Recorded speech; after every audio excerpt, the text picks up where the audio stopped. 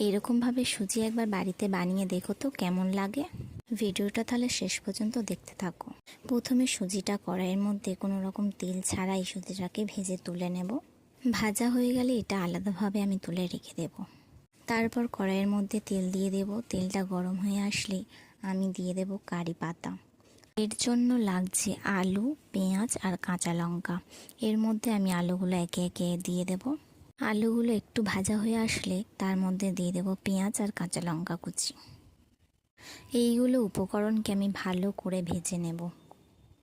তারপরে এর মধ্যে দিয়ে দেব স্বাদ মতো লবণ, চিনি আর একটু হলুদ গুঁড়ো। এগুলো আমার ভাজা প্রায় হয়ে এসেছে। এর মধ্যেই দিয়ে দেব সুজিটা। এবার ভালো করে নাড়িয়ে চাড়িয়ে এর মধ্যে খুব সামান্য পরিমাণ জল আমি অ্যাড করব। এখানে জলের পরিমাণটা একটু বুঝে শুনেই দেবে। তারপর এটা প্রায় আমার কমপ্লিট হয়ে গেছে, এটাকে নামিয়ে নেব। তো বন্ধুরা, কেমন লাগলো জানিও। তো আজকের ভিডিওটা এই পর্যন্ত।